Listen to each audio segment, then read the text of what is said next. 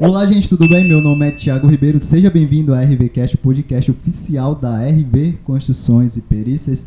Hoje a gente vai conversar sobre um assunto super importante, né? Um dos assuntos que eu mais gosto dentro da engenharia. A gente vai falar sobre elétrica com uma convidada muito especial aqui pra gente, né, Igor? Fala aí suas considerações. Olá pessoal, tudo bem? Meu nome é Igor, sou engenheiro civil aqui da RV Construções e Perícias. Seja bem-vindo ao 39º episódio da RVCast, onde nós vamos falar sobre os grandes perigos da eletricidade, né, Thiago? E para isso a gente chamou uma convidada aqui, mais do que especial pra gente, porque durante a graduação, 5 anos de graduação, ela ministrou algumas matérias. Pra mim foi um pouco diferente de você, que a gente no início foi turma diferente, mas pra mim ministrou álgebra linear, geometria analítica, cálculo 4, cálculo 5, e só não deu mais porque não deu. Mas é uma honra ter a Maria Aparecida. Você lembra que a gente chamava ela de titia? De tia. Todos os alunos devem chamar ela de titia, né? Até hoje. Então, era uma das melhores, assim, que a gente sempre falava bem, ninguém tinha treta, ninguém tinha rixa. E é legal, né, que a gente admira os professores, né, o nosso professor da faculdade, como a Maria Aparecida.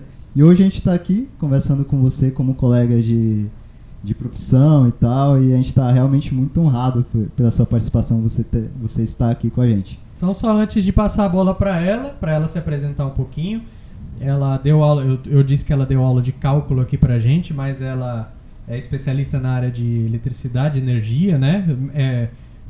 Doutora em sistema de energia, né? Se eu não me engano, eu acho que eu lembro. Agora ela vai falar. Muito obrigado por ter aceitado o nosso convite aqui de participar da RVCast. É uma honra tê-la como nosso convidado. Pode se apresentar e fique à vontade. Sinta-se em casa. Ela falou que fica nervosa, hein? Bora ver. Vamos ver. Bom, dar aula é diferente de uma situação como essa. Mas, pessoal, é um prazer estar aqui com vocês. É muito bom mesmo estar aqui com os meus lindinhos da titia. É um prazer enorme, Thiago. Olha Vai só. ter que cortar. Tu viu que ela só lembrou meu nome? Não lembrou? No início foi o Thiago Igor. Agora mudou. Thiago Igor. Que horror, né? Não, gente, realmente é um prazer estar aqui com vocês, muito bom mesmo.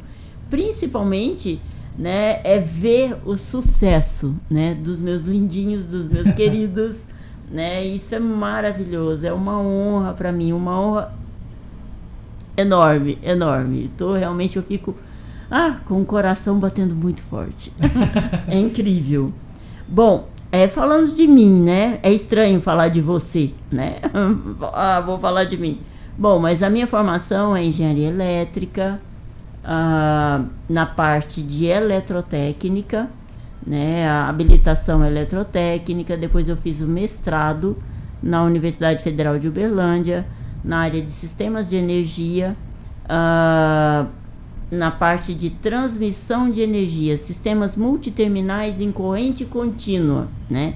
O Brasil hoje só tem Itaipu, tem Belo Monte, mas outros países avançaram muito nessa parte de corrente contínua, particularmente sistemas multiterminais.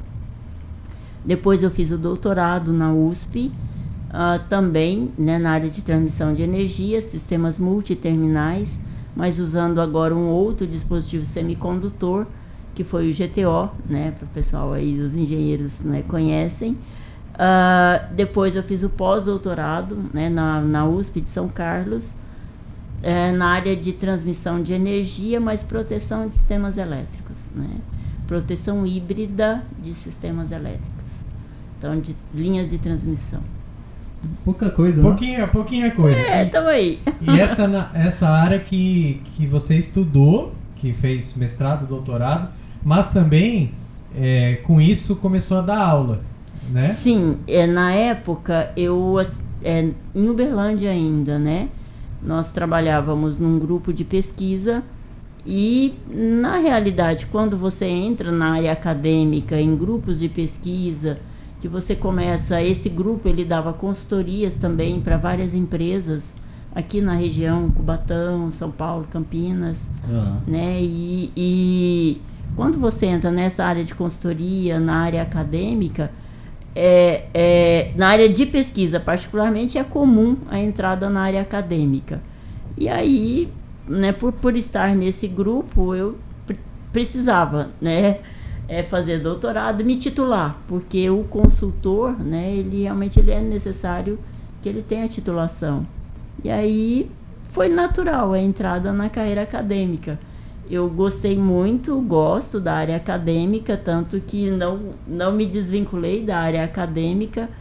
Essa área de consultoria, ela ficou abandonada por um tempo, né? Porque depois entrei na parte do Ministério da Educação, avaliação de instituições de ensino superior, tanto para credenciamento como avaliação de cursos. Depois entrei na parte de avaliação de instituições fora do Brasil, que é o sistema Arcosul. E aí eu fui abandonando essa área a engenharia, o engenheirar, né, que a gente fala. E aí agora voltei, por incrível que pareça, justamente em plena pandemia, né, eu voltei a fazer engenharia junto com a área acadêmica, né. E aí foi onde eu já estava gestando a minha empresa. E aí foi quando, em 2020, realmente eu coloquei o bloco na rua e comecei com a minha empresa também. Reativando uma experiência de anos atrás. Não é que você, pelo que eu vejo, não é que você abandonou, é que outros caminhos foram aparecendo e você foi... Sim, levando. Exatamente. Eu fui entrando em outros caminhos, porque a vida vai abrindo oportunidades, né? Então, uma oportunidade aqui, outra ali... E aí novas situações vão se abrindo e eu fui entrando, né, para uma outra área e ficou ali em stand-by, né, essa área da consultoria, a área de atuar como engenheira mesmo. Agora eu faço as duas coisas, voltei a fazer as duas coisas. Qual é a área que você mais gosta de atuar? Acadêmica ou a parte de engenharia de fato? As duas. As duas. Eu gosto muito do contato com os jovens, né, Dá muito trabalho? Eu dei muito trabalho? Deu, porque... E esse exercício? E aquele exercício? Como faz? Né? Então não dá pra esquecer. Mas é um prazer, é muito bom. Eu gosto muito do contato com os alunos, eu gosto muito desse contato. Porque são coisas novas e é muito interessante porque nos deparamos, na maioria das vezes, com muitos alunos que já estão no mercado de trabalho. A troca é muito grande. E mesmo os que não estão, né? A maneira como você pode incentivar o aluno a conhecer, a abrir novos caminhos, a ter um conhecimento maior.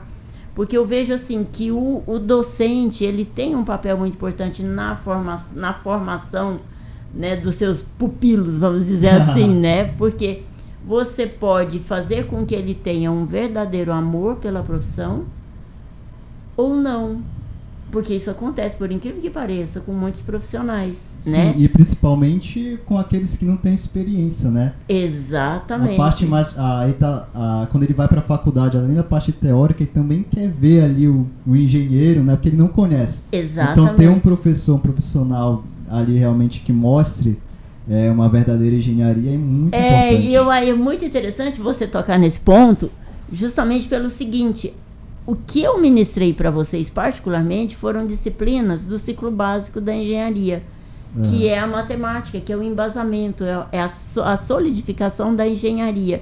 E é o horror e o terror de todo mundo. E não deveria ser assim, porque todo aquele embasamento teórico, matemático, ele tem uma fundamentação na nossa vida prática, no porquê que as coisas acontecem como engenharia. Porquê do nosso mundo real. Eu creio que você já deve ter ouvido muito aluno comentar e falar assim, você está passando lá Teorema de Green, Laplaciano, derivada rotacional, convergente, e aí o aluno olha para aquilo ali e fala, onde eu vou usar isso? Será gradiente, rotacional e divergente. Que é transformada isso? de Fourier. Transformada de Fourier. Onde eu vou usar isso? E a senhora, você já deve ter ouvido muito isso. Muito, muito, muito. E o mais interessante é que todos esses conteúdos, né, eles são voltados para a parte prática, né? Vocês Só abrindo um pouquinho aqui, eu não sei se eu tenho tempo para isso, mas só abrindo um pouquinho. Todo o tempo do mundo. Só abrindo um pouquinho. Por exemplo, nós aprendemos limite, derivada, integral. Toda a automação, todos os processos automatizados têm por trás, no seu sistema de controle, controladores. Proporcional, integral, derivativo. De onde vem isso? Lá da derivada. O integral é o controle integral. Né? E mesmo que você não use esses conceitos, na prática, eu mesmo usei integral só até agora, por enquanto. Mas mesmo que você acabe não usando tudo isso, essas matérias do ciclo básico, cálculo, e isso dá uma abertura na mente, né? Sim. Você transforma a sua mente a ter um raciocínio lógico, você abre a sua mente, você tem mais facilidade em enxergar certos tipos de coisa. Então não é só usar. Eu não vou usar a teorema de Green, por exemplo. Eu posso não usar, mas pelo menos aquilo me ajudou a abrir um pouco mais a mente. 5 cálculos, cálculo 1, 2, 3, 4, 5, cálculo numérico. E mais as outras. O pessoal odiava, mas eu curtia muito. Eu passava o dia todo. Os exercícios que você passava, eu ficava o dia todo fazendo em casa. Eu curtia muito. Realmente é muito bom. É muito bom. Folhas de cálculo. É muito bom. E vocês tocaram num ponto que é interessante.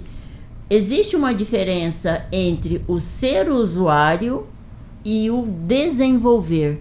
Então, por exemplo, o teorema de Green, o gradiente rotacional e divergente, nós não vamos usar isso no nosso dia a dia como engenheiro ambiental, como engenheiro civil. Eu posso não usar, mas quem desenvolveu todos os processos que trabalham a parte de clima, os softwares que trabalham os climas, essas pessoas precisaram conhecer todos esses conceitos e precisavam desses conceitos para desenvolver o que nós temos hoje de tecnologia. Um exemplo são os nossos computadores, os nossos celulares. Então, hoje nós apenas somos usuários, mas acontece que engenheiros e pesquisadores precisaram conhecer toda essa fundamentação para desenvolver o que nós temos hoje, né? A miniaturização dos componentes, tudo isso vem de modelos matemáticos. Então, nós podemos não usar diretamente, mas nós temos a consequência disso que eu uso, né? Então, é o nosso mundo real, é assim que funciona. E uma dúvida que eu sempre tive desde a graduação, você é engenheiro eletricista, fez a parte de mestrado e doutorado na parte de sistema de energia e deu aula de cálculo, né? Deu aula de geometria analítica, álgebra linear, os cálculos. Fez alguma especialização nessa parte? Porque a senhora manja, né? Manja muito. Começava a passar lá na lousa e falava, caramba, de onde a titia tira essas coisas, pelo amor de Deus? Não, mas sendo que fez doutorado em sistema de energia. Mas acontece que é justamente isso. E esse é o ponto principal. A minha área é sistemas de energia e engenharia elétrica, mas a minha área de pesquisa sempre foi desenvolvimento de modelos matemáticos aplicados à engenharia. Tá explicado, hein? Entendeu? Nossa. Então aí é nisso que reside a maravilha da engenharia.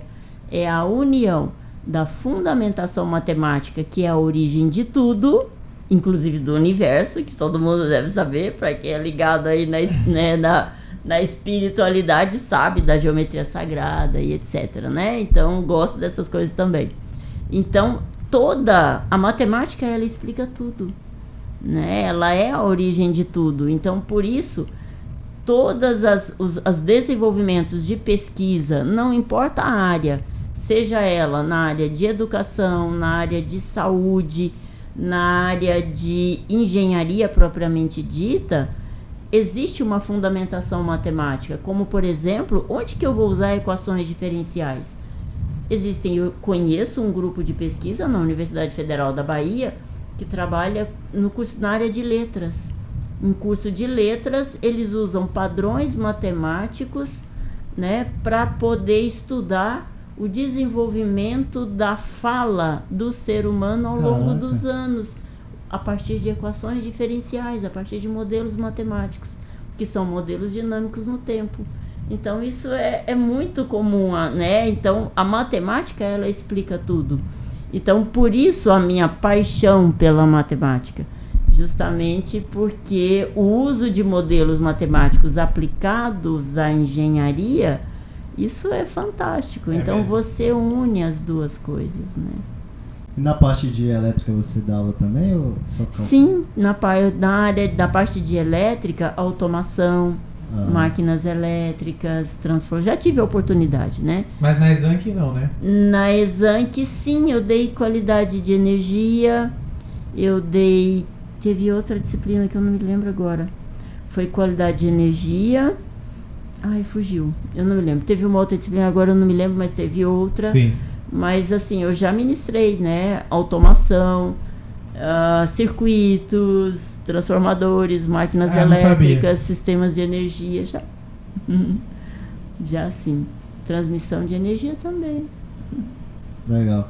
Eu tô pensando em fazer engenharia elétrica, até porque tá vindo vários serviços pra gente nessa parte. Aí eu tô pensando em me especializar mais. Então, o engenheiro eletricista é um profissional realmente em extinção, né? E esse pessoal fala em animal em extinção, então o engenheiro eletricista é um animal em extinção. Realmente nós estamos em extinção, particularmente o eletrotécnico, que é a minha área de formação. Eu não fiz engenharia eletrônica, eu fiz engenharia elétrica com habilitação eletrotécnica. Eu tenho habilitação em eletrônica porque na época, na Universidade Federal de Uberlândia, eu me imbuí de vários disciplinas, né, componentes curriculares, porque numa universidade pública você pode fazer o que você quiser, né? Aquele monte de atuar e assim, fazer disciplinas em vários cursos. Então eu tenho habilitação em eletrônica, mas a minha habilitação principal é eletrotécnica, que é a minha formação. E esse profissional, ele está em extinção. Já estava em queda na época que eu era estudante de engenharia. E não só no Brasil, fora do Brasil também. A Europa, ela tem uma carência enorme de profissionais na área de eletrotécnica. Então, por ser algo que não acompanha essa evolução aí que nós sabemos da área eletrônica, da área computacional, então nós da área de eletrotécnica, nós utilizamos o que essas áreas desenvolvem, mas a nossa área ela é hard, né? Então ela é uma área realmente que demanda conhecimentos bem sólidos, porque você vai trabalhar com alta potência, né? Com média tensão, com alta tensão, mesmo trabalhando em baixa tensão, né? Aí no atendimento aos condomínios, né? Até mesmo algumas indústrias, você precisa ter um conhecimento muito sólido e saber realmente o que você está fazendo, porque você coloca vidas em risco, além da sua, né, vidas de muitas pessoas também, né? E realmente atuando, né, como profissional, como empresária na área de eletricidade, é impressionante a forma como nos deparamos, né, com profissionais não habilitados atuando no mercado dentro da área de eletricidade, né? É impressionante como vidas são colocadas em risco. Então, vou dar só um exemplo. Nós estamos aqui num condomínio enorme, né? Será que todo mundo aqui tem noção de como que está o centro de medição desse condomínio? Não. Será que todo mundo tem noção e sabe, né, de toda a parte de instalação elétrica desse condomínio aqui? Então, as entradas, como que foram, né, como que estão as entradas primárias desse condomínio? Então, realmente, isso é bastante sério e as pessoas não têm noção. Agora, nós estamos num condomínio comercial e aí agora vamos para os residenciais, né? Será que os condôminos, né, eles têm a curiosidade, né? E não é permitido a entrada de condôminos, mas acompanhados, né, por um responsável, será que eles já pediram para ver o centro de medição dos seus condomínios? é assustador, né? Quando você vê muitos condomínios, não importa o lugar, né? Então, se é na praia, se é mais para dentro, onde quer que seja, não importa o bairro. A gente já Mas chegou a é entrar bem em centro de assustador. medição feio. E- Tava gotejando água, pingando com infiltração no centro de medição. Então, e existem regras, né? Existem normas. E essas normas, elas precisam ser seguidas, né? Existe a 5410, a 5419, que é para SPDA, né? Sistema de Proteção contra Descargas Atmosféricas. Então, e outras, né? Relacionadas à segurança, como a VCB, CLCB, né? E você falou do centro de medição, se as pessoas têm noção do que está acontecendo lá. Eu vou para o mais básico ainda. Será que as pessoas sabem como está o quadro de energia da casa delas? Tem gente que nunca nem abriu. Não sabem, realmente não sabem. E as pessoas têm medo, parece que aquilo ali é um bicho de 7 cabeças, né?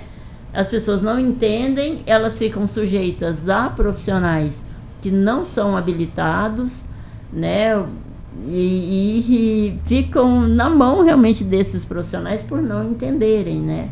Então, muitas vezes nós visitamos condomínios onde empresas fazem serviço e não idôneas, né, fazem os serviços, e você vê que os condomínios ficam completamente na mão dessas empresas, né?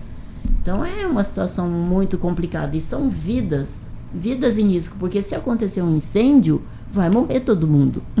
É sério. E é engraçado porque todo mundo tem medo, né, dessa parte de eletricidade, de energia.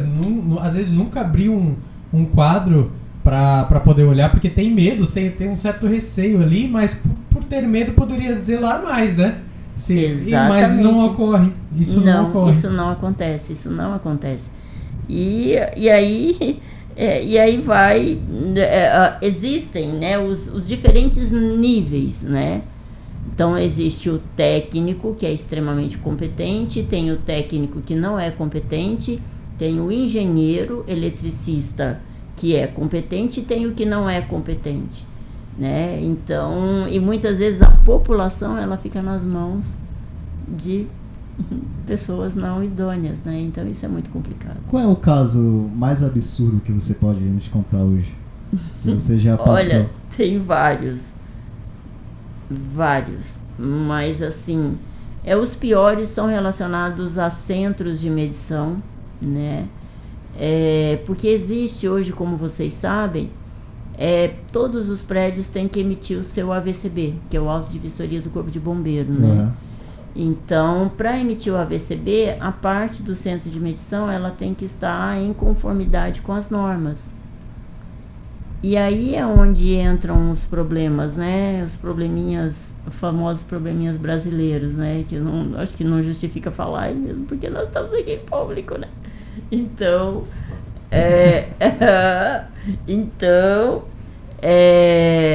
essa situação é o famoso jeitinho brasileiro, né?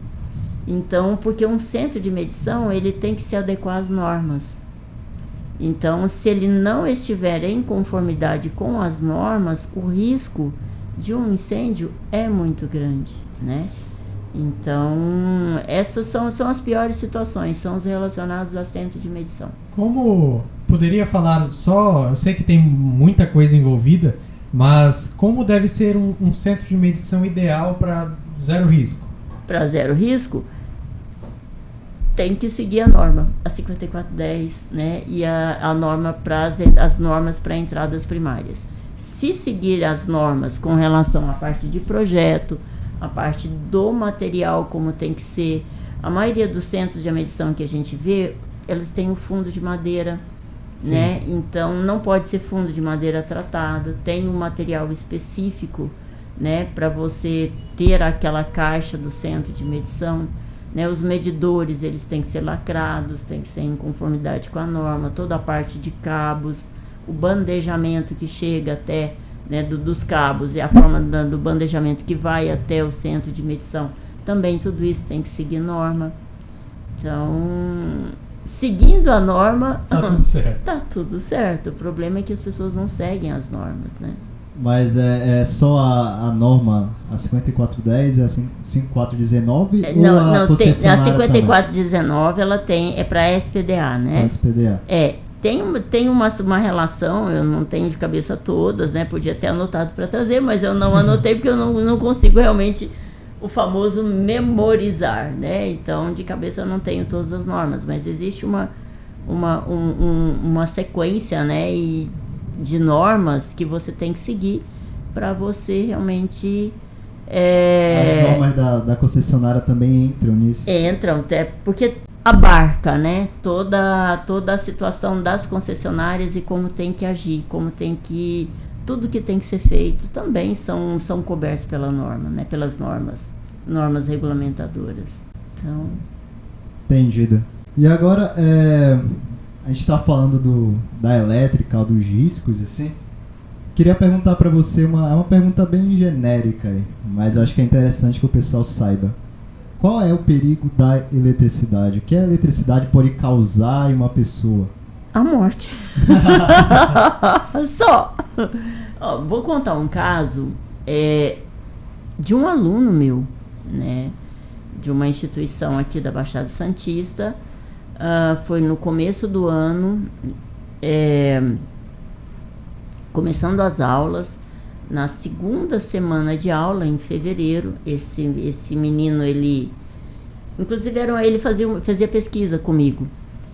Ele morava num apartamento perto da universidade e uma das tomadas, a da sala, ela não estava, ele foi colocar o carregador, isso relato dos colegas que moravam com ele, né?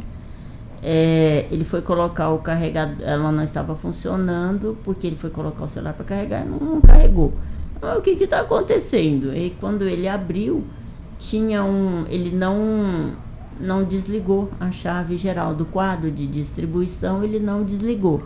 Porque se você conhece, se o quadro de distribuição tem a identificação dos circuitos, você vai e, né, desliga, né, somente aquele circuito. E se você não sabe, você desliga o disjuntor geral, né? E aí ele não desligou o disjuntor geral. E aí ele foi mexer na tomada. Quando ele abriu, ele não deve ter percebido que tinha uma fase e a outra fase desencapada. E ele encostou nas duas. Ele faleceu. Ele faleceu? Faleceu, com uma tomada. Não tinha ninguém na casa para... Os colegas, na hora, não, ele estava sozinho. E nesse momento, aí é que está o risco. A tendência da pessoa é chegar e puxar. E não pode fazer isso. A pessoa tem que ir lá e desligar a chave, né? Então, isso as pessoas não são treinadas para isso. Porque se você vê um de vocês, se um tomou um choque e ficou lá grudado, né, na tomada, por exemplo, a tendência da gente é chegar e tentar tirar a pessoa. Dono Chaves.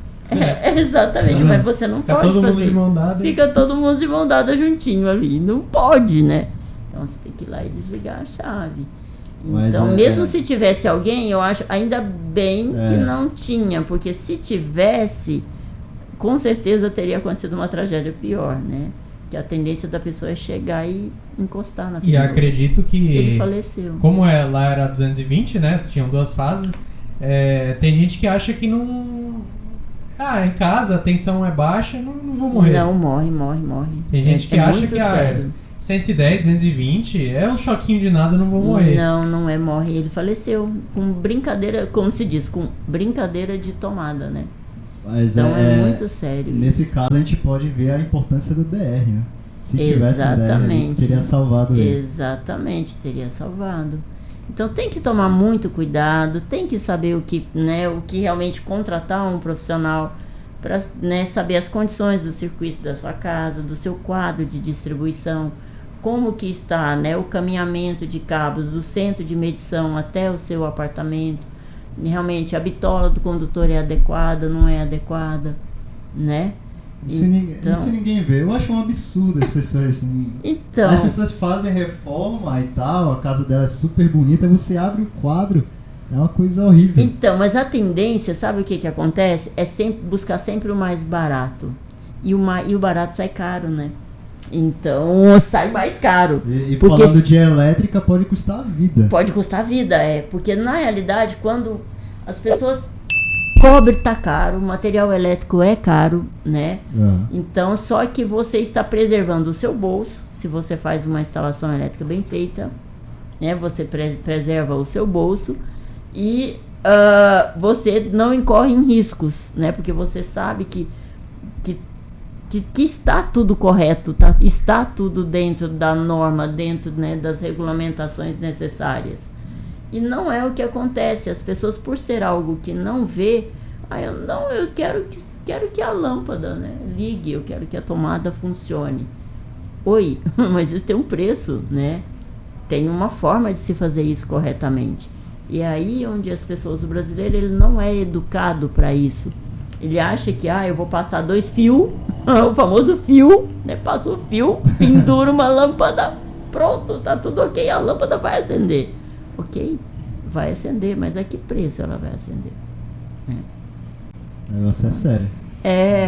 E isso não é só no Brasil não, viu? Fora do Brasil também as coisas... É sério, a situação é a mesma. E eu estou falando isso porque a minha filha mora, né, fora já há 10 anos, então... As situações com que ela se depara lá e que ela, né, que eu já vi, né, as condições também já tomou choque lá? De prédios, já, as condições de prédios e de também a mesma coisa, são situações até piores do que a gente se depara aqui no Brasil. É que na Europa as edificações são bem mais antigas que aqui, né? Sim. Então, onde ela mora? Ela mora na França, em Paris. Na França. Em Paris. Então, a situação é bem caótica também, além da carência de profissionais, né? Profissionais na área de eletrotécnica, né? Que já era carente há muitos anos atrás, hoje, então, é pior ainda. A mesma situação que a gente vive no Brasil, a Europa vive também essa mesma situação, Estados Unidos, Canadá. Então, é uma situação, o engenheiro eletricista com habilitação em eletrotécnica é um animal em extinção. Então, tem uma curiosidade. Quando eu faço, por exemplo, cálculo estrutural, eu dimensiono aquela estrutura para a pior situação. Uma viga para a pior situação, a laje para a pior situação, o pilar, a fundação para a pior situação. E isso acontece com outras coisas também na engenharia. A gente sempre projetar pontes, projetar viadutos, tem que colocar como se tivesse todos os caminhões ali em cima com o trem tipo máximo, com carga máxima, vários trem tipos ali em cima daquele viaduto. Enfim, todas as áreas da engenharia, elas priorizam a pior situação. Quando vai fazer um projeto a hidráulica também acontece a mesma coisa, projeta para a pior situação. Mas quando a gente vai para a elétrica, a gente não projeta para a pior situação.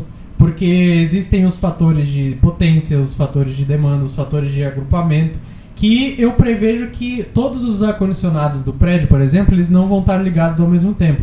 Todos os chuveiros do edifício, eles não vão estar ligados ao mesmo tempo. Então a gente tem que, no final, aplicar um fator ali de agrupamento para aquela corrente não ficar enorme e eu não conseguir ter equipamento para montar aquela né, fazer com que a energia entre ali. Então eu coloco todos esses fatores não para a pior situação, mas para uma situação possível.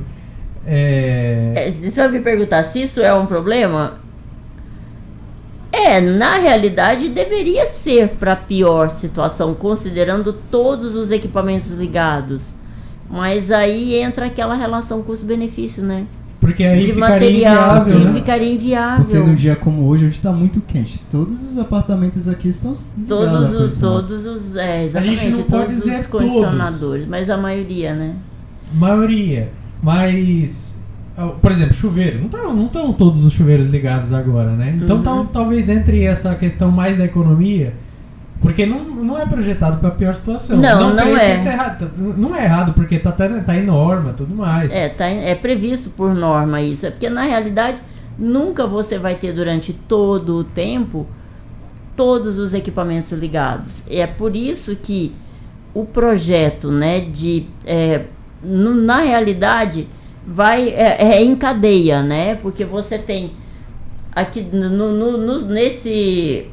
na parte de alimentação do ar-condicionado, você tem ali a bitola dos cabos. Ok, vamos supor que todos eles estejam ligados, né? Os circuitos, você já começa a trabalhar isso aí, porque os circuitos são independentes, cada unidade tem o seu disjuntor, e aí o risco maior é o não dimensionamento adequado da entrada primária. Esse dimensionamento tem que ser adequado à bitola para suportar toda a carga do condomínio, né, como se ela estivesse ligada, apesar de ser aplicado também esse fator. Né? Também porque senão... porque senão vai ser uma bitola enorme, né? Então, gente, normalmente são aplicados esses fatores justamente por uma questão de viabilidade, né, técnica e econômica também. Então, eu não sei se durante a sua experiência você já se deparou com problemas por causa disso, né, acidentes por conta disso, porque eu nunca vi, né? Não, porque para ser desta forma foram feitos estudos, foram anos, né, de estudos e aí de regulamentações de norma. E realmente... Ano de estudo, tu quer derrubar a norma agora.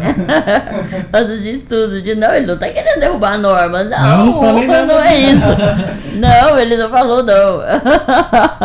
Mas é assim, é uma questão de fazer um projeto para atender aquela demanda, né, de carga, né, e desde que o projeto seja feito de maneira adequada, desde a entrada primária até as unidades consumidoras, então realmente não vai ter problema, né? Agora, se você coloca um material que não é um material certificado, é outra coisa que a gente vê muito e vocês com certeza devem se deparar com isso.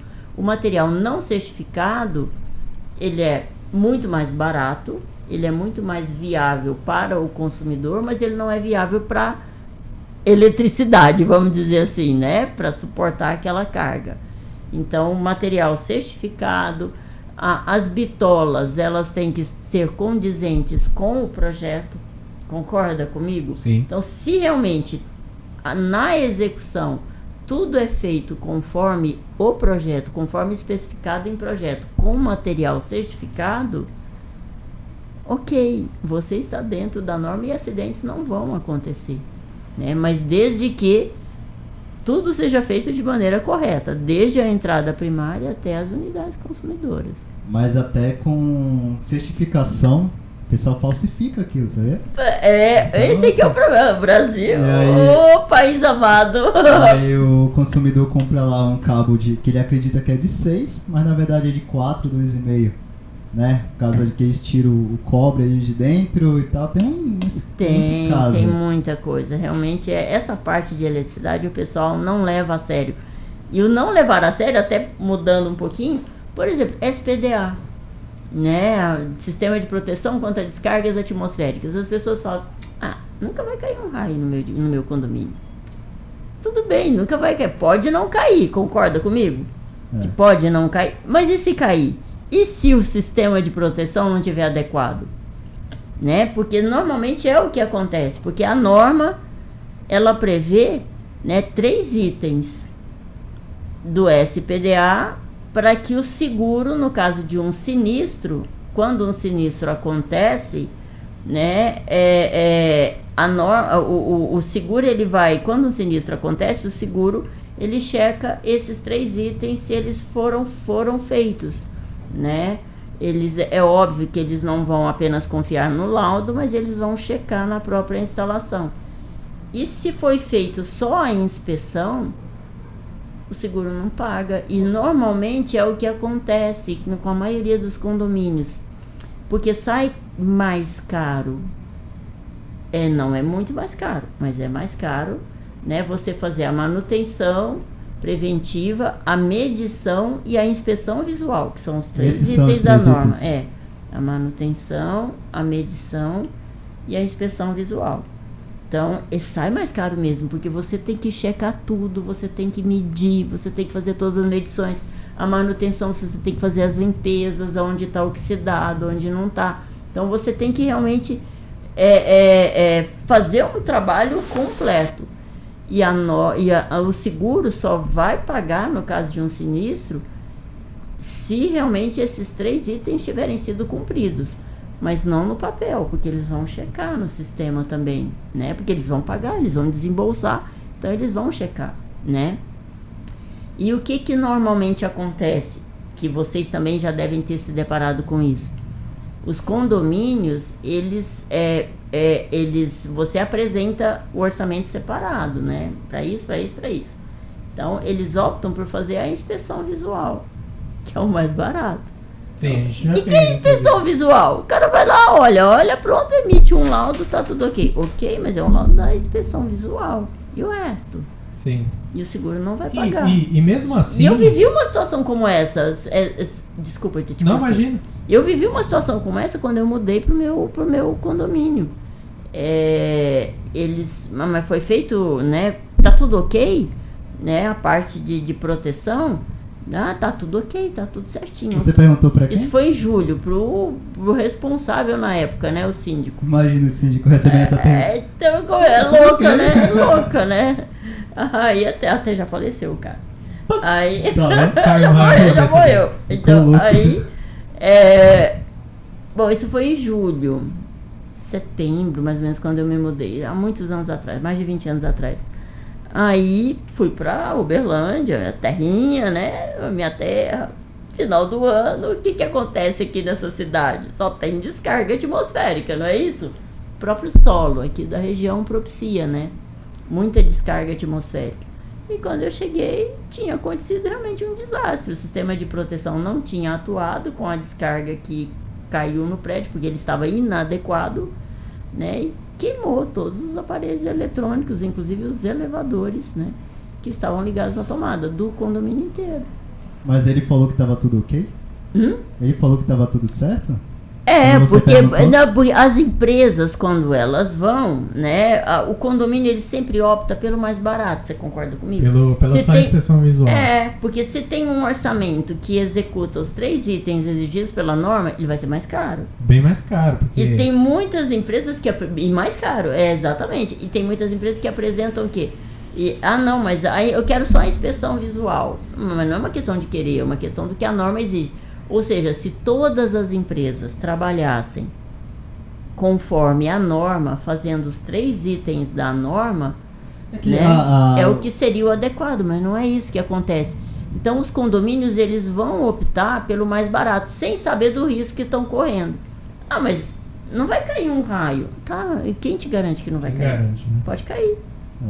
Mas a parte de manutenção que tem que fazer é o condomínio, né? Não são empresas especializadas. A parte de manutenção no sistema de SPDA. É a manutenção no sistema, onde retirar a parte de toda a parte oxidada, né, verificar se está algum problema em algum cabo, se tiver, fazer a troca. Então, mas quem é responsável por isso é o condomínio, assim, na parte de contratar, de chegar e falar assim, ó, vamos fazer a manutenção, porque se o condomínio não tomar essa frente... Uma vez por ano, de acordo com a norma, porque aqui nós moramos numa região de muita maresia, uma vez por ano o sistema SPDA tem que ser checado. A inspeção, a medição e a manutenção. E mesmo assim, eu acredito que não existe... Só um minutinho. E se, vamos supor, se isso é feito anualmente... Concorda que vai sair mais barato? Vai. Porque você não vai colocar na manutenção, você não vai ter que trocar toda a parte de material? Não vai.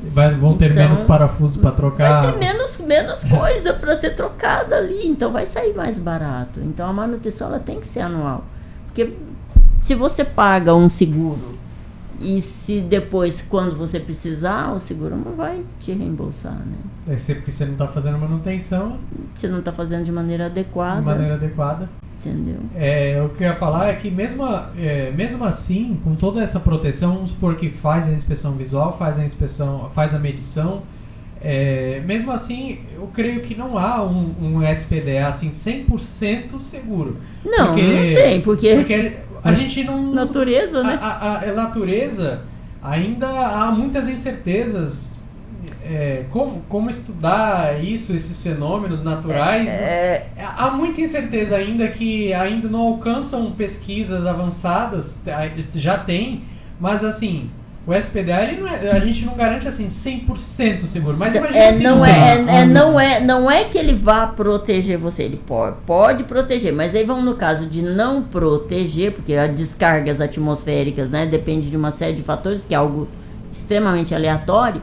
Você tem a garantia que, se você fez tudo corretamente, você tem a garantia de que o seguro vai cobrir o seu prejuízo. É nesse sentido que eu tô falando, entendeu? Sim. Não é se eu me proteger das descargas. Não é nesse sentido. É no sentido de que, sim, se você faz como deve ser feito de acordo com a norma, você tem a garantia que o seguro vai te reembolsar. Você está protegido do seguro, não da morte. Não do raio, né? Mas do porque seguro. A norma mesmo, ela fala que tem um tipo de SPDA que tem 89% de eficácia, e é o máximo. Sim, né? não tem 100%. Não é nesse sentido que a gente tá comentando, né? Sim, de sim. proteção, de descarga, não é nisso. Mas a segurança de que você está fazendo o correto e a garantia de que o seguro, na ocorrência de um sinistro, o seguro vai te cobrir, né? Aí não é tão eficaz, a gente chega no condomínio e não tem nenhum DPS lá, né? Tem o SPDA, mas não tem o DPS. Pois é, então... Aí é que é o problema. Ou então ele não tá aterrado. Exatamente. Então ele não vai tá ali servir pra nada. Exatamente. A gente já entrou, inclusive, em condomínio que tinha o SPDA, mas não tinha o DPS. Então o que vai adiantar? Nada. Tá lá só pra inglês ver. Exatamente. É complicado, né? A gente falando de vários assuntos aqui, tá muito legal a conversa. Eu queria que você comentasse um pouco mais sobre a área de geração de energia. É uma área que a pessoal de engenharia civil não conhece muito e tal. Como que é gerada a energia? A geração de energia, bom, no Brasil, né? Aí é um assunto para mais de, como diz um bom mineiro, para mais de metro. Eu posso só, antes de a senhora começar a comentar um assunto sobre geração de energia? O meu TCC da faculdade, que na que é o PGE, foi sobre fundações de torres de transmissão, de torres de linha de transmissão. Ai, que legal. Né? E aí o pessoal me perguntava sobre geração de energia, porque a gente está falando de linhas de transmissão, o pessoal falava, olha, meu trabalho não entra no mérito da geração. Entra na geração, entra na fundação das torres, mas mesmo assim essa pergunta que o Thiago fez pra você, todo mundo me fazia. Então agora, pra quem ficava fazendo essa minha pergunta chata, o pessoal pergunta, eu tô fazendo da fundação dessas torres, eu não quero saber da... Tava lá no escopo, inclusive. Esse trabalho não visa... Não me façam pergunta. Não me façam pergunta sobre a geração de energia. Mas agora, já que o Thiago fez porque essa são pergunta... coisas diferentes. Tanto que, por exemplo, na minha formação de engenharia elétrica, eu tive o componente curricular geração, o componente, que é a disciplina, né, transmissão e a disciplina distribuição. Coisas completamente separadas, né? Aí pergunta pra você, então como é que são feitas as fundações das torres de transmissão?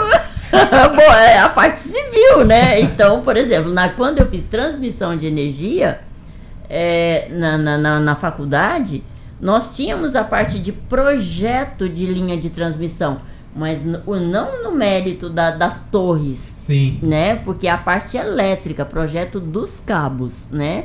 Então a configuração, os cabos, o material, tudo isso. Mas para você ver como as coisas são separadas, né? O engenheiro civil, ele estuda a parte, porque isso é realmente de propriedade do engenheiro civil. A parte de fundação das torres, todo esse processo é o engenheiro civil. Tanto que o engenheiro civil e o engenheiro eletricista trabalham em conjunto, né? Sim. Então, eu, por exemplo, vi projeto de linha de transmissão, mas eu não vi o que você estudou no seu TCC, só para você ter uma ideia. Agora, são coisas realmente completamente separadas aí. Deveria ser integrado e ter uma visão geral. Sim. Num curso de graduação. Mas, assim, a gente vê separado e aí cabe a você fazer essa interligação, né? Agora vamos Mas responder a aos parte chatos de do meu- geração. A parte de geração. Bom, no Brasil, vamos pegar aí em termos de sistema elétrico brasileiro.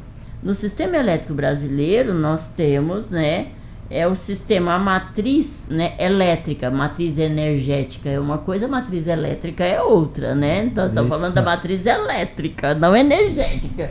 Que matriz energética entra combustíveis, entra gás, entra uma série de coisas, né? Então, a matriz elétrica, a eletricidade, então a matriz elétrica brasileira, ela é hidráulica, ela é predominantemente hidráulica. Nós temos aí a geração por biocombustíveis, né?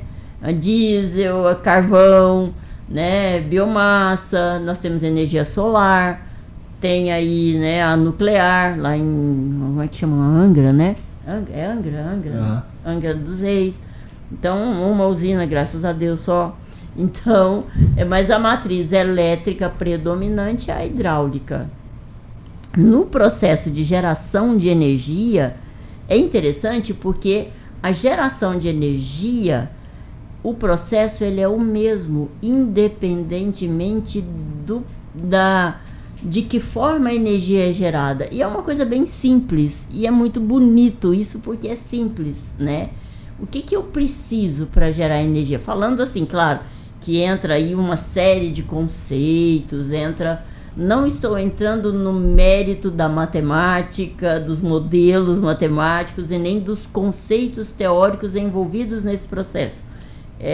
A forma, assim, de você explicar a geração de energia, quando você... Ela é simples, se você for analisar da seguinte forma. Se eu tiver a energia nuclear, né, com todo o processo de geração de energia nuclear, se eu tiver energia eólica, se eu tiver a hidráulica, se eu tiver a térmica, se eu tiver a biodiesel, né, a térmica, então não importa. O que eu preciso? Eu preciso, a partir dessa matriz, movimentar as turbinas preciso movimentar as hélices de uma turbina. Essas hélices da turbina, ela é conectada ao rotor de um gerador, porque o gerador eu tenho o estator, aqui dentro eu tenho um rotor, né? Tipo um cilindro, né? Falando de uma maneira bem simples.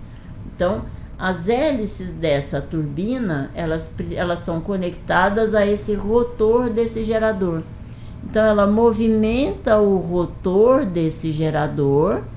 Esse rotor desse gerador, ele é um material, ele é um ímã, né? Vamos dizer, um material ferromagnético, ele é um ímã, que na presença de condutores de cobre, que é o estator, então, ímã girando na presença de cobre, gera o quê? Gera um campo eletromagnético.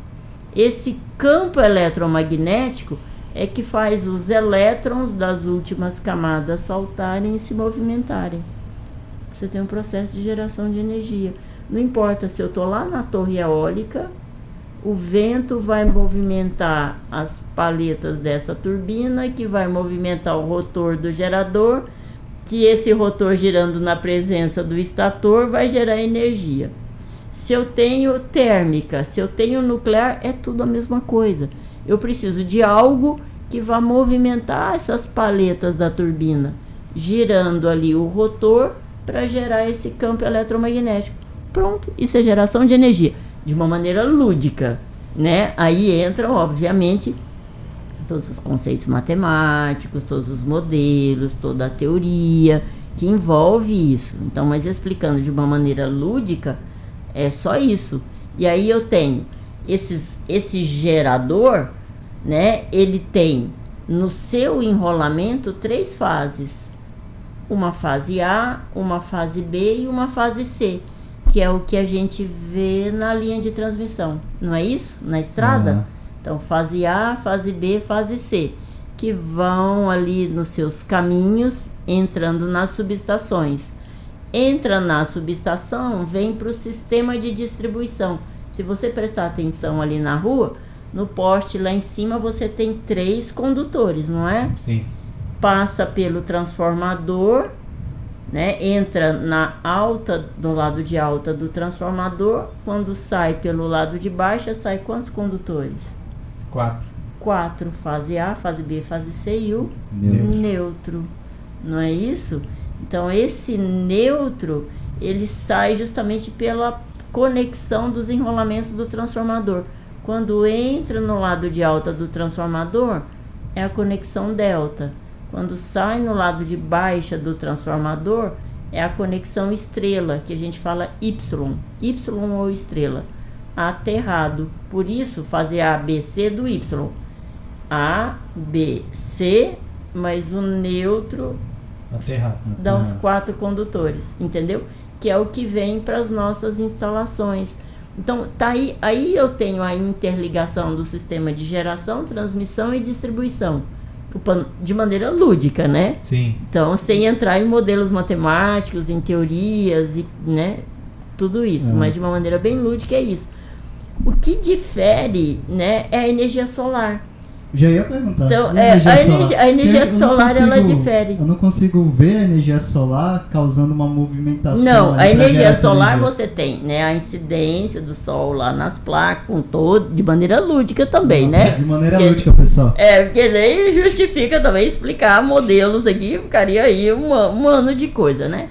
De podcast, né? Podcast, Então né? não Um valeria a podcast pena, lúdico, né? Então, eu tenho os raios solares incidindo na placa e eu tenho, né, toda aquela transformação depois essa placa transforma, né, esses raios solares em eletricidade e eu tenho todo aquele sistema, aquele aparato, né, porque na realidade eu preciso transformar essa energia que está na placa em energia possível de ser consumida, onde eu vou transformar essa energia que é contínua, vamos dizer assim, numa energia alternada, né? Eu tenho um inversor, onde eu transformo em energia alternada para ser consumida, né, pelos nossos equipamentos. Então, a única que difere é a energia solar, mas todas as outras matrizes, né, elétricas, elas funcionam a partir dessa movimentação, né, da geração desse campo eletromagnético. Então a solar é a única que difere.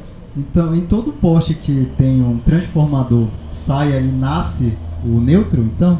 Pode confirmar isso? Sim, todo poste, né, no nosso sistema elétrico brasileiro, né, no sistema de baixa tensão, quando ele entra na conexão que sai daqueles 3 condutores que estão no poste, naquela parte mais superior, que entra no lado de alta do transformador, eu tenho uma conexão triângulo. No lado de baixa do transformador, eu tenho uma conexão Y, que tem fase A, B, C e o neutro, que é onde nós temos o nosso sistema, né, 220 ou 127. E esse neutro ele vai ser distribuído para as outras edificações? Esse neutro ele vai, deveria, nem sempre. Porque nem todo poste tem um transformador, né? Então... Não é uma questão do poste, né? Porque por que no sistema de distribuição o transformador ele está colocado em pontos, né, locais específicos? Vem do próprio projeto de distribuição de energia, porque para fazer todo esse sistema de distribuição, da mesma forma que a gente faz projeto elétrico industrial, projeto elétrico residencial, da mesma forma que a gente faz projeto elétrico industrial, a gente faz projeto elétrico para o sistema de distribuição, né? Sim. Então, no projeto elétrico do sistema de distribuição, dependendo da carga que aquele transformador vai alimentar, porque ele tem uma capacidade, né, de alimentação, ok? Em potência, né, de alimentar uma determinada quantidade de carga. Então, a cada quantidade, a cada metro, né, ou atendimento de carga, é necessário a colocação de um transformador. Entendeu? Porque daí dá para você perceber. Porque se acontece um problema com aquele transformador lá, que eu estou vendo daqui, com aquele transformador lá, acaba a energia em todas as unidades que estão conectadas àquele transformador, mas não em outros locais. Vocês já devem ter percebido isso, né? Sim. Então, cada transformador ele é responsável por alimentar um conjunto de cargas. Então, vamos supor, se aquele transformador que está alimentando aquele conjunto de cargas, e eu vou instalar, e aí vem aí um empreendedor que vai abrir um posto de gasolina ou uma padaria. A padaria tem forno, né? Dependendo do porte da padaria, aqueles fornos que consomem uma energia maluca, né? Ou um condomínio, e aquele transformador não consegue alimentar, né, aquela carga que vai ser implantada, então ou aquele transformador é trocado, né? Ou é colocado um transformador para aquela nova carga que vai ser instalada, por exemplo. Então, às vezes não é nem um condomínio ou outra edificação, acontece em favela, né? Que o pessoal vai puxando e aquele transformador não suporta. Mas aí você já está falando uma outra coisa, né? Então, o miau. Você está falando do miau. Exatamente, também tem isso, né?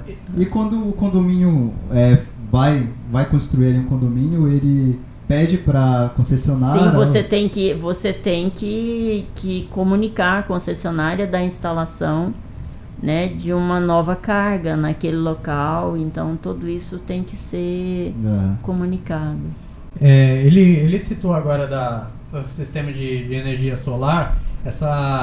Existem hoje, fora a energia solar, outros sistemas também, tecnologias... Hoje não, já tem um tempo já, mas que estão surgindo como alternativa, como é aquele sistema de cogeração também de energia. E também tem um muito interessante, aquele sistema direto, onde funciona basicamente como crédito de energia, que você compra. Então eu quero, por exemplo, R$5 de energia. É basicamente como se você estivesse colocando combustível num carro. Sim. Você compra. Então eu quero, por exemplo, R$5. Aí você tem um crédito de R$5 para usar como energia. Eu particularmente ainda não estou vendo, ainda não vi isso na prática acontecendo. Não sei se a senhora já viu isso. Eu não vi, mas é uma alternativa junto com, como ele citou, a energia solar, né? Não, mas isso aí é o mercado de energia, né? É o consumo. Isso já entra num outro ponto, né? Que eu não, como é que eu falo? Preciso conhecer mais, né? E ler mais sobre isso. Isso já entra na forma de consumo. De consumo, consumidor, mercado livre de energia, essas coisas todas, assim, né? Como a energia solar também, né? Não, mas aí são formas de geração de energia. Formas de geração de energia é uma coisa, e o consumo da energia, o mercado, né? O comércio de energia é outra coisa, né? Então, independentemente se eu tenho ali energia solar ou se eu tenho energia térmica ou sei lá o que, eu posso trabalhar esse processo de consumo de energia por crédito ou por que quer que seja, independente da matriz elétrica que eu tenha.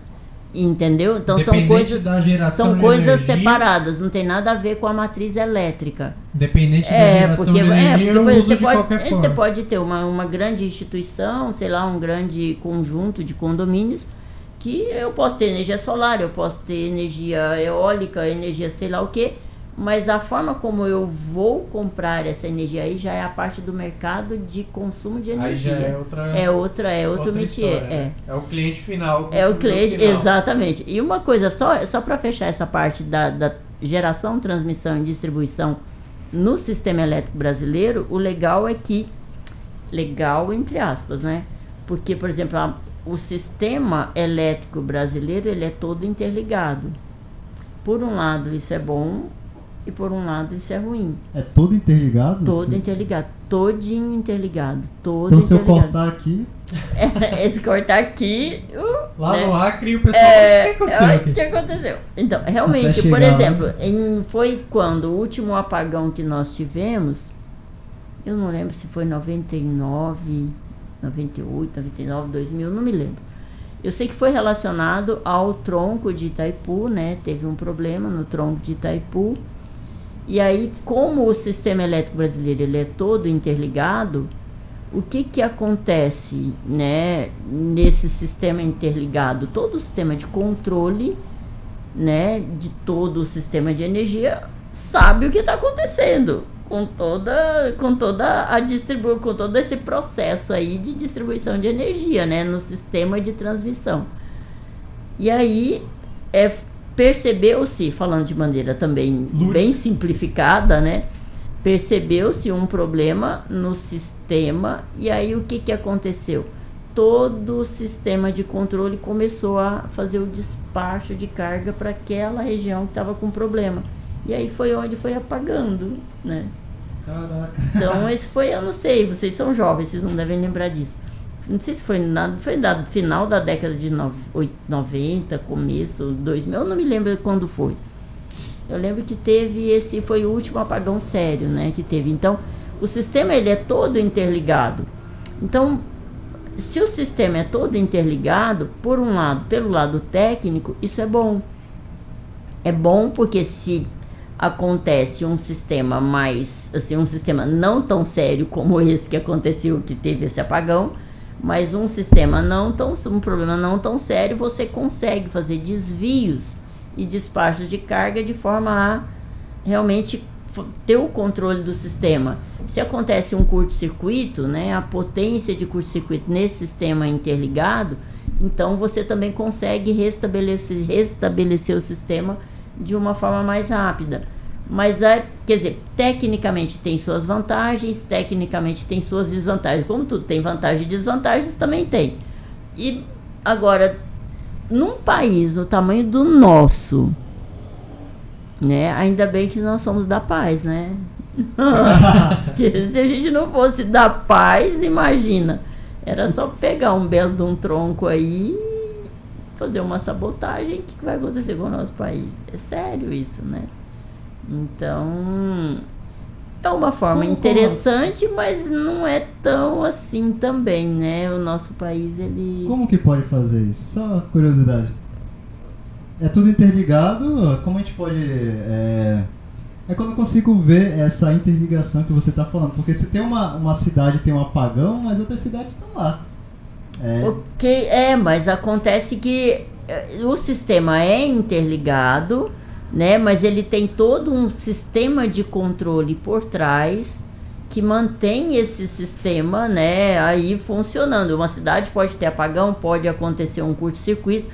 Esse sistema, essa cidade, ela é tirada do ar, o sistema elétrico dela é restabelecido e depois ela é inserida no sistema. Ah, sim. Que aconteceu, né, até em Manaus, se eu não me engano. Exatamente. Teve um problema lá.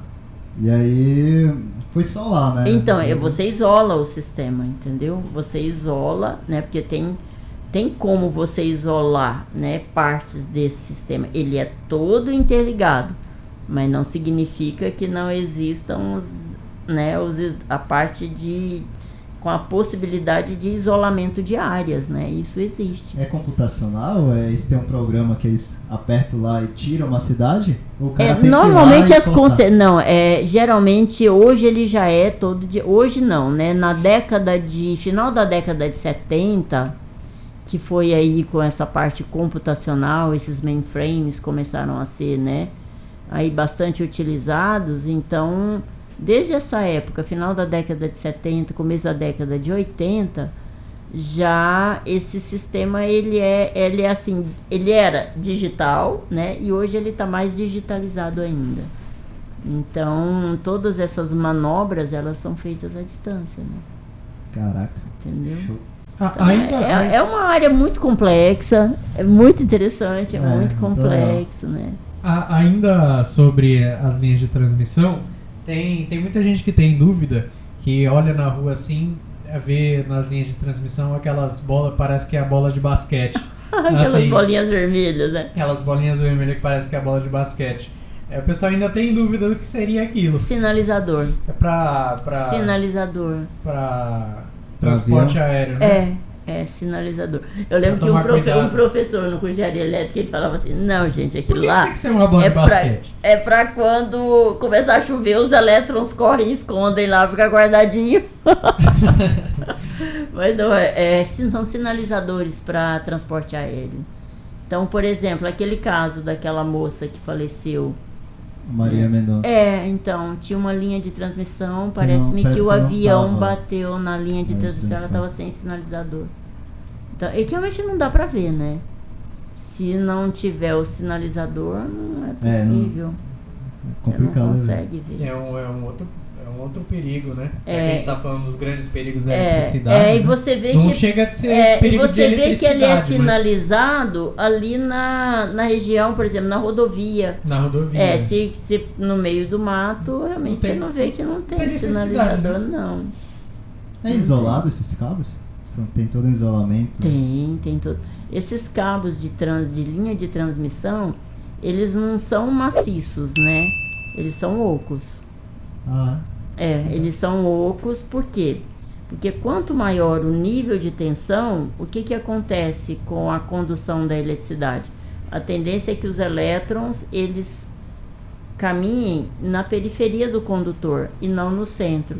Se os elétrons caminham na periferia do condutor, não tem a necessidade dele ser maciço. Então, esses cabos das linhas de transmissão, eles não são de cobre, eles são de alumínio.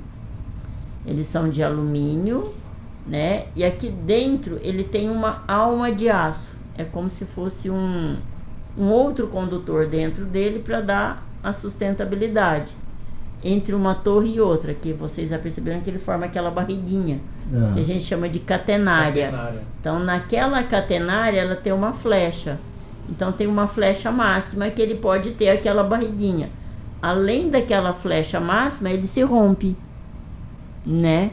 Então, eles são de alumínio e os elétrons circulam ali nessa unidade. Uma outra coisa que eu tinha escutado falar, não sabia dessa parte, que eu tinha escutado falar que era por conta, se fosse cobre, seria muito caro. Além de ser caro, né? Além de ser muito caro, e o peso, né? É maior, o alumínio ele é mais leve, né? Sim. Entendeu? E existem outros aparatos também, mas assim, basicamente o alumínio de forma lúdica, o alumínio ele é mais leve, né?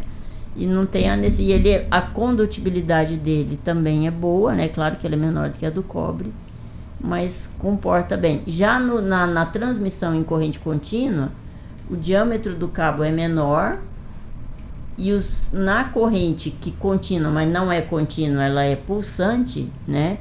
Os elétrons ocupam todo o condutor. Então, na corrente contínua, o diâmetro do cabo ele é bem menor e os elétrons ocupam todo o condutor, já é diferente. Tanto que você pode perceber que a torre de corrente contínua, ela é menor. A estrutura dela é menor do que a transmissão em corrente alternada. Essa transmissão em corrente contínua, ela vai para onde? Olha, aqui no Brasil hoje a gente tem gerado em Itaipu, a geração em Itaipu, e que vai até São Roque, é gerado em corrente alternada. Tem o grupo retificador, que fica lá em Itaipu, que são 3 prédios, né?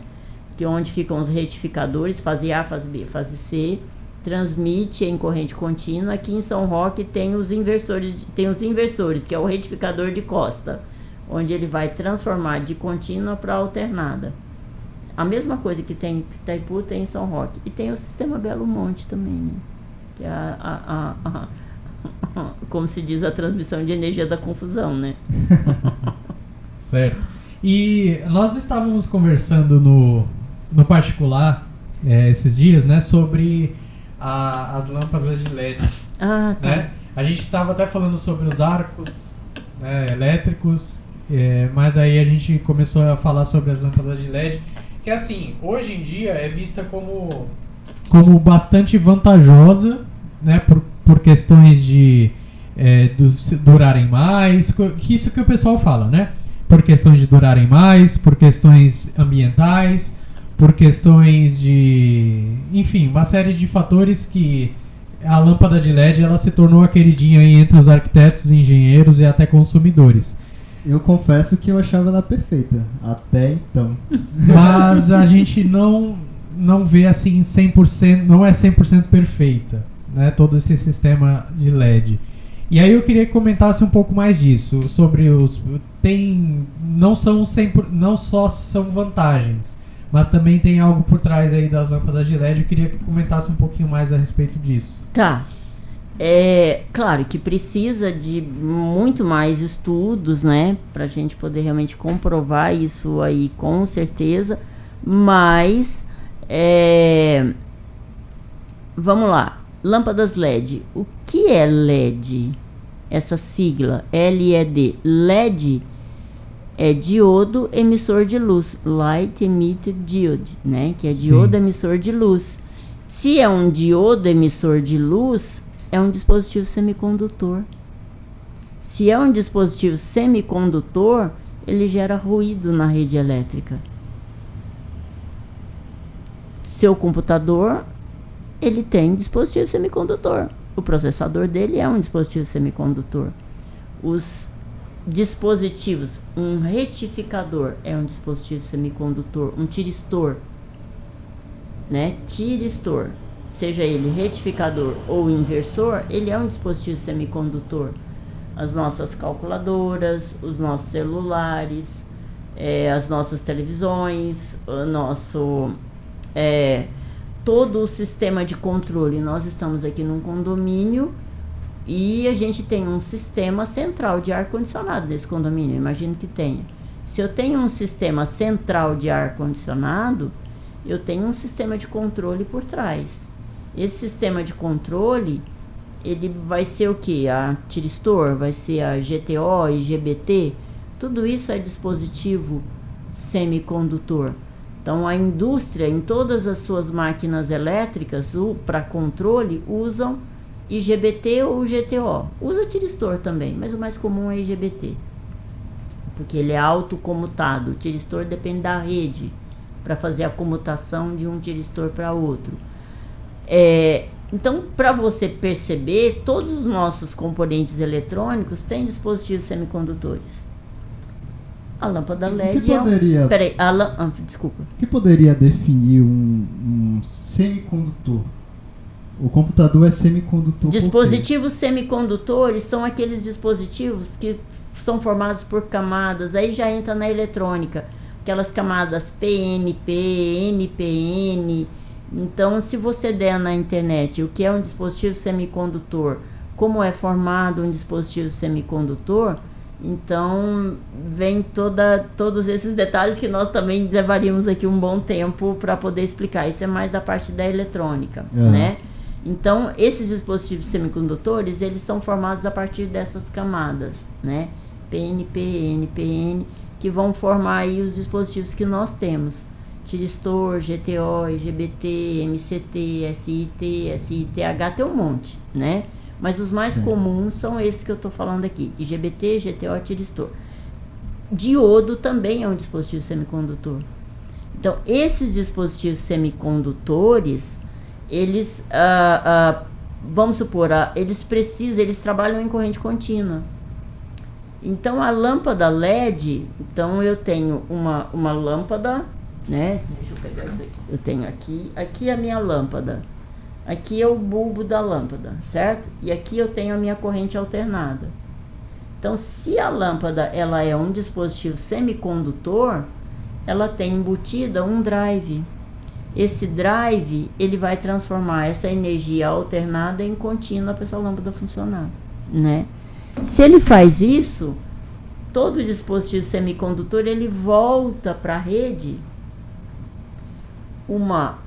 um sinal distorcido, né? De tensão ou de corrente, ok? Que a gente chama de harmônica, conteúdo harmônico, né? E ele volta para a rede este conteúdo, porque o nosso sinal na eletricidade, se eu pegar um osciloscópio e colocar lá na tomada, eu vou ver um sinal senoidal, um seno. Todo mundo conhece seno, né? Função seno da matemática, né? Então eu vou ver ali um seno. Se eu tenho harmônica, esse seno, ele é todo desdentado, ele é todo esquisito. Ele não é um seno bonitinho, ele é todo distorcido. Isso é conteúdo harmônico. E o conteúdo harmônico, eu tenho a terceira harmônica, a sétima harmônica, a quinta harmônica, né? E a gente estuda isso onde? No cálculo 5 em série de Fourier, né? Sim. Então lembra? Série de Fourier, transformada de Fourier, é o que explica, né? Tudo isso que eu explica matematicamente tudo isso que eu estou falando. Então, Fourier, quando desenvolveu a teoria dele da série de Fourier e das transformadas de Fourier, ele nem sabia que isso ia ser aplicado hoje, né? Ele não tinha nem noção disso. Então, gente, esse conteúdo harmônico, ele volta para a rede elétrica. Voltando para a rede elétrica, ele aquece os cabos.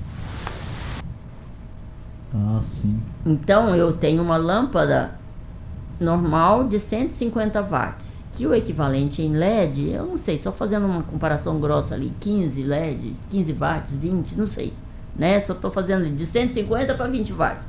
Aí eu vou consumir menos energia, beleza. Você vai consumir menos energia, mas a que preço? Para o sistema elétrico, entendeu? Então, uma lâmpada LED, 2, 3 na sua casa, não vai causar problema. Mas toda a sua casa com lâmpada LED, todas as lâmpadas acesas, eu tive um colega que fez um teste. Ele trocou toda a iluminação do apartamento dele por lâmpada LED. E aí o que ele fez? Ai, vou ligar tudo para ver o tanto que ficou bonito.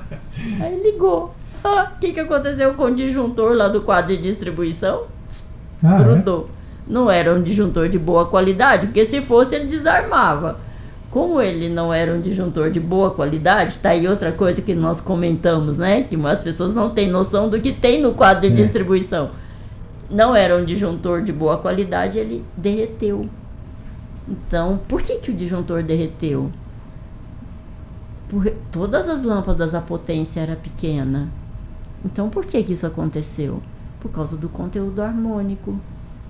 Entendeu? Se um alto conteúdo harmônico circulando na instalação elétrica aquecem os cabos, entendeu? Aquece muito. Então, nós já fizemos uma vez um teste, eu e um amigo meu, né? Na época a gente tinha um grupo de pesquisa, então nós fizemos um teste com lâmpada LED. Em alguns minutos, acho que menos de 5 minutos, ela atinge uma temperatura de 100 graus Celsius. E ela não volta, ela joga para cima essa temperatura. Então, assim, tudo bem, mas para o meio ambiente ela é bom. Pode até ser, eu não conheço dessa área ambiental. Por que a lâmpada LED é boa para o meio ambiente? Vocês até poderiam me falar, eu não sei por que ela é boa. A gente deixa isso para os ambientalistas. Eu não sei por que ela é boa, né? O descarte, como é que é o descarte? É um dispositivo semicondutor, então por que ela é boa para o meio ambiente? Eu não sei. Eu não sei responder. Pode ser ignorância minha, mas eu não sei mesmo. Pode até ser porque ela é mais durável. Mas quem falou que ela é mais durável? Tem pessoas, eu já vi muita gente reclamando, e nós, com os testes que nós fizemos, o tempo de vida útil dela, por causa desse aquecimento, reduz bastante. Eu também já vi bastante gente reclamando. Reclamando que queima logo. Mais queima mesmo. Não que queima logo, assim, mas já vi muita gente reclamando, eu achei que iria durar mais. Né? E não dura, realmente não dura. Por quê? Por causa desse aquecimento que ela tem. Entendeu? Ela não vai durar muito mesmo, ela joga aquele Então, se eu tenho, por exemplo, um edifício... vamos supor, e agora, só um minutinho, eu questiono ela ser boa para o meio ambiente porque ela é um dispositivo semicondutor que vai ser jogado onde, entendeu? Então, se a gente tem um edifício aí de, por exemplo, 20 pavimentos, todo em lâmpada de LED, conteúdo harmônico altíssimo no pode prédio. ser um problema. Conteúdo harmônico. Sim, tem condomínios que a gente você vai, o equipamento que mede isso chama analisador espectral. Então, se você colocar um analisador espectral na fase A, na fase B, na fase C da entrada primária do condomínio, você vai ver que o conteúdo harmônico é alto, particularmente o terceiro harmônico. Por quê? Porque um condomínio comercial como esse aqui tem muito computador. Se tem muito computador, beleza, vai ter conteúdo harmônico ligado na rede, né? Se tem muito computador ligado na rede, vai ter um alto conteúdo harmônico. Se tem lâmpada LED, também. Lâmpada fluorescente, o reator também distorce, né? Em menor quantidade, mas distorce. A lâmpada LED é pior. Então, você vai ter um conteúdo harmônico altíssimo. Então, você vai ter... O altíssimo é o terceira harmônica, tá? É a mais alta. Depois tem a sétima, a quinta... Como nós estudamos lá no cálculo 5, né? E... os cabos também vão estar bastante aquecidos. Se você colocar um termovisor, você vai ver que o negócio ali está vermelho para lá de vermelho, né? Então, bem aquecido. Então, qual que é a recomendação? Que tipo... fazer uma mistura, usar LED, beleza. Não em muita quantidade.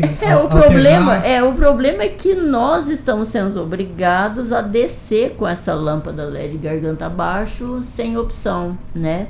Aí as pessoas vão falar assim, então tem dois pontos. O primeiro foi quando começou a ter, as indústrias começaram a perceber, deixa eu contar só rapidinho uma história. Sim. Foi quando eu entrei na faculdade, ali no comecinho da década de 80, final da década de 70, começo de 80. Então, olha só. Naquela época, essa parte de controle de máquinas por dispositivo semicondutor estava começando. Então, o que acontecia nas indústrias? Os disjuntores desarmavam do nada, né? Muito aquecimento dos cabos e redução do tempo de vida útil dos equipamentos, dentre outros problemas. Mas o pior problema na indústria é que eu tenho máquinas caras, possantes, poderosas, eu tenho uma linha de produção e o disjuntor não pode ficar desarmando e tirando aquela máquina do sistema. Esse era o maior problema. Então, e os disjuntores das máquinas desarmando. O que está acontecendo? O cara vai lá, mede e está tudo ok. Tipo aquela, que diabo é isso, né? O que está acontecendo? Que espírito é esse? Então, foi onde o pessoal começou a estudar o que estava acontecendo no sistema elétrico. E isso foi um problema mundial. Então, os grupos de pesquisa, as instituições, o pessoal começou a estudar sobre isso. Então, aí chegaram nos conteúdos harmônicos. Aí foi onde Fourier virou a estrela do processo, né? Então, aí retomaram, perceberam, né? Que essa fundamentação matemática, essa ferramenta matemática explicava o que estava acontecendo. E aí eles começaram a construir equipamentos. Na época eram equipamentos, esse analisador espectral que hoje é do tamanho de um celular, um pouco maior que um celular, tinha quase mais de 1 metro de tamanho um analisador espectral naquela época, né? E as instituições no mundo inteiro trabalhando e tentando, o que está acontecendo, Ok, descobriram o que era. Ok, o que a gente precisa fazer? Então, estou contando aqui bem resumidamente. E aí, o que precisa fazer? Então eu preciso... Tem como solucionar? Na indústria tem. O pessoal coloca filtro. Filtro para ceifar, para cortar essa terceira harmônica, que é um problema. Então, a área da engenharia que estuda isso, da engenharia elétrica, é qualidade de energia. Né? Porque isso está relacionado com a qualidade da energia que está sendo oferecida, né? Então, surgiu essa nova área dentro da engenharia elétrica. Então, constrói-se filtros para cortar essa terceira harmônica. A terceira, a sétima harmônica, a terceira, a quinta harmônica, por exemplo. Então, corta essas duas, pronto, eu minimizo o meu problema, porque as outras harmônicas são de menor ordem, elas não causam problema. A pior delas é a terceira. Ok, então na indústria, esse problema hoje está completamente controlado. Mesmo que eu tenha bilhões de lâmpadas LED, mesmo que eu tenha N máquinas com a GTO, a IGBT no seu sistema de controle, isso não vai ser problema, né? Então, está controlado por causa dos filtros. Mas e os sistemas, os condomínios residenciais e os condomínios comerciais? E esses filtros são caros, eles não são baratos, né? Então, e as instituições de ensino, que tem muito computador, muitas lâmpadas LED nas suas salas, nos seus corredores, né? As instituições de ensino que tem sistema de ar-condicionado central, com um sistema de controle também, aí a inversor e o inversor de frequência, que também é a IGBT. E aí, como é que faz, né? Elas também não estão livres desse problema, né? Então elas têm o mesmo problema que os condomínios comerciais e por aí vai, até mesmo os grandes residenciais. Residencial até que nem tanto, né? Mas porque nem todo mundo vai ficar com todas as lâmpadas acesas, então, mas um condomínio comercial no horário comercial, isso é um problema, né? Então o conteúdo harmônico é altíssimo. E qual é a solução? Não sei. Ainda não se tem. Não sei. Não tem ainda. Eu não sei se o pessoal não está pensando nisso, ou se já tem grupos de pesquisa pensando nisso. Eu não sei se esse é um, sabe, os grupos que estudam qualidade de energia no Brasil são muito poucos, no mundo menos ainda, né? De forma lúdica, por enquanto, dá para pelo menos aumentar a seção do cabo, então? Não tem como, não tá ligado com aumentar a seção de cabo, porque não tem nada a ver. se causa um aquecimento... Não tem nada a ver, Ele entendeu? vai aquecer do De qualquer mesmo forma jeito. ele vai aquecer. Porque não tem a ver com a corrente, mas sim com o aquecimento. É o equipamento que você tá ligando ali na rede, Entendi. entendeu? Então não tem a ver. Então, e o pessoal que estuda isso é o pessoal da qualidade de energia, né? Porque a gente não tem assim uma farta quantidade de lâmpadas. A gente tem as incandescentes.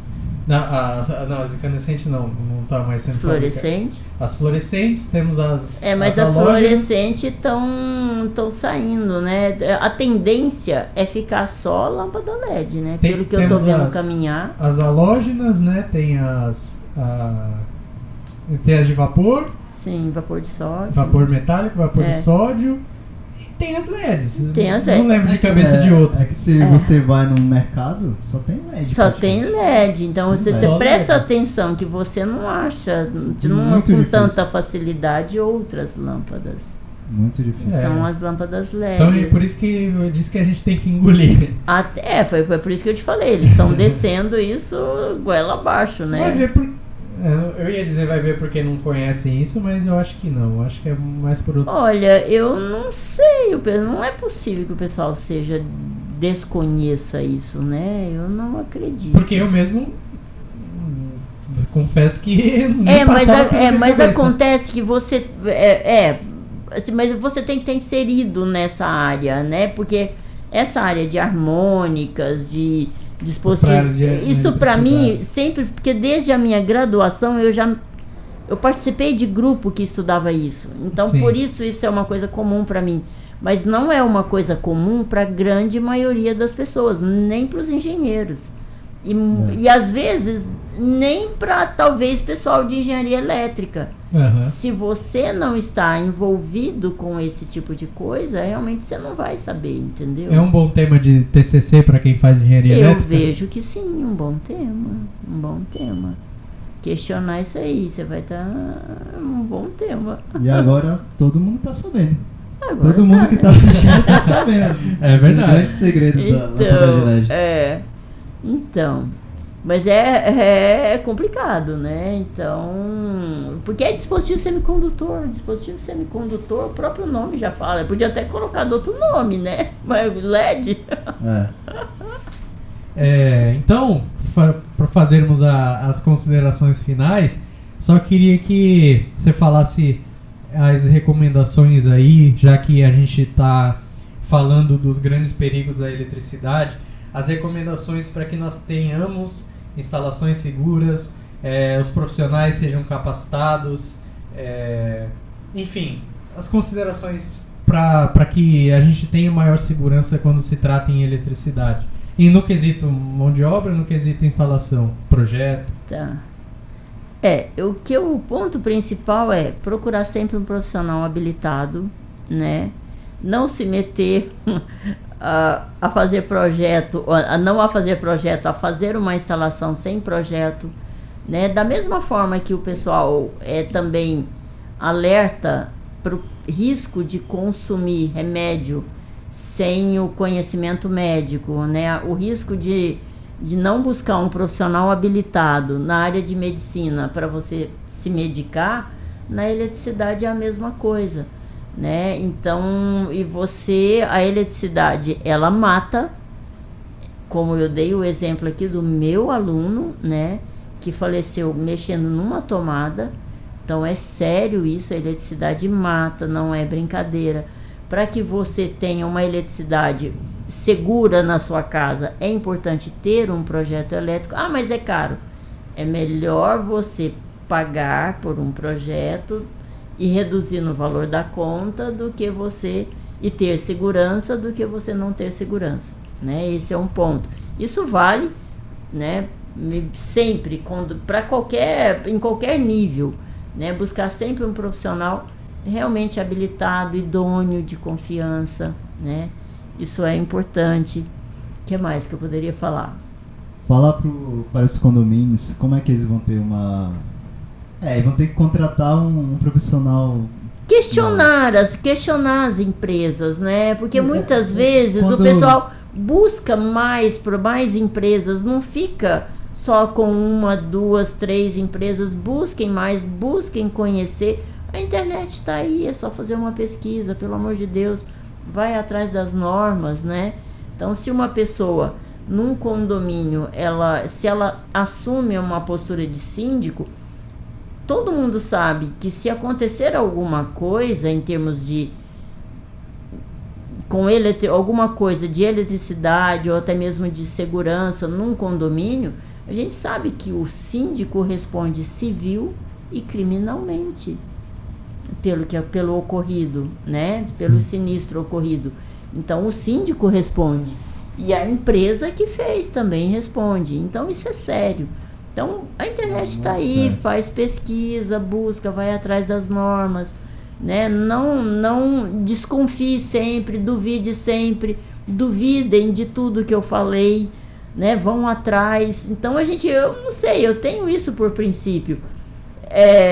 As pessoas me falam as coisas, mas eu não acredito, eu vou atrás, eu pesquiso, eu tiro as minhas conclusões. Então é importante ir atrás, buscar realmente a informação. Todo mundo tem isso disponível hoje. Não sejam lúdicos. Não sejam lúdicos, né? Vão atrás da informação. Então isso é muito importante. O profissional habilitado, seja ele na área de engenharia civil, seja ele, né, na área de engenharia elétrica, mecânica ou qualquer que seja a área, as nossas áreas são complicadas. As pessoas se metem a construir de qualquer jeito, não é? Sim. Vocês são engenheiros civis, vocês sabem disso. Então, da mesma forma como se metem a fazer aí uma instalação elétrica daquele jeito. Então, isso é bem complicado. É importante buscar um profissional habilitado para a sua segurança. Falando sobre o profissional habilitado, poderia falar um pouco mais sobre a sua empresa? Qual o nome, claro, né, o nome da sua empresa, o que faz, quais serviços que presta? Tá. Porque eu tenho certeza que o pessoal gostou muito do seu... Tomara! Das suas palavras. Que bom, tomara. Sempre muito sábias. Opa, obrigada. Bom, a minha empresa, ela chama I3 Energy Engenharia. É uma empresa de engenharia elétrica, né? Nós executamos serviços, né, de projetos e manutenção. Então, painéis elétricos, né, geradores, transformadores, manutenção, né, a parte de centros de medição, projetos e execução de centros de medição, instalações elétricas em geral, né, a parte de dentro além dessa parte de SPDA, né, Sistema de Proteção contra Descargas Atmosféricas. Então, deixa eu ver se eu me lembro. Em todos os âmbitos, residencial, comercial e industrial? Residencial, comercial e industrial, exatamente. Serviços, parte de execução, instalação? Execução também. A parte de instalações elétricas industriais, né, nós também fazemos serviço. E também, né, o meu sócio é Alexandre Bento, né, da Silva. Ele trabalha junto comigo na parte de execução, um profissional muito habilitado, engenheiro, ele tem um grande conhecimento técnico também, né? Além disso, ele também é engenheiro de segurança do trabalho, né? Então nós trabalhamos também com a parte de AVCB, CLCB, toda essa parte de segurança nós trabalhamos também. Legal. O site i3energy, tá? .eco.br. A gente vai deixar aqui na descrição Tá bom. Vai deixar todos os links Tem aí. link, tem, Obrigada. tem Instagram, Instagram, LinkedIn, site. Facebook, tem o portal. Tem até o portal, tá vendo? Tem até portal. Tem o portalzinho lá, o site. Então a gente tá chegando ao fim do episódio, quase 2 horas de conversa. Nossa, muito gente, papo foi um aqui. prazer enorme estar A aqui gente com tá vocês. muito feliz com a sua participação. Muito Eu obrigado por ter também. topado. Vocês nem imaginam como eu tô feliz de ter reencontrado vocês, de saber que vocês realmente estão voando e voando muito alto. Eu não teria coragem de fazer o que vocês fazem. Aqui é tudo de forma lúdica. Incrível, muito show. Eu fiquei muito feliz. Nossa, muito feliz Muito obrigado mesmo por participar desse 39º episódio. Sempre será lembrado pela gente. Vai estar lá pra gente não esquecer, mas nem precisava estar pra gente nunca mais esquecer. Que bom, gente, foi um prazer Assim como enorme. as suas aulas na faculdade também. Que bom, eu fico feliz. Muito feliz, gente, muito feliz mesmo. Muito obrigada. A gente que agradece. E pessoal, chegamos ao fim aqui no 39º episódio da RVCast. Espero que vocês tenham gostado. Espero que vocês tenham aprendido muita coisa com a Maria Aparecida e com a gente. E a gente espera vocês no próximo conteúdo, no próximo episódio. Até a próxima. Tchau.